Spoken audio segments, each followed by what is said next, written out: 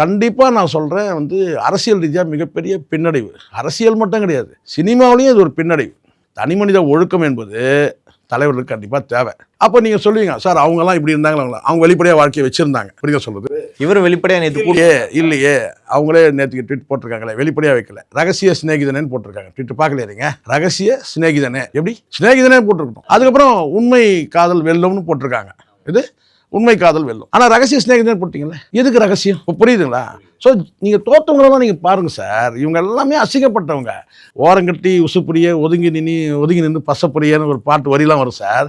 இதெல்லாம் எழுத வைக்கிறது தானே. இதெல்லாம் ஒருத்தவங்க அரசியல் வாழ்க்கை எத்திக்ஸ முடியறது. இப்போ விஜய் அவர்கள் இது முடிஞ்சிச்சு சார். தொண்டர்கள்லாம்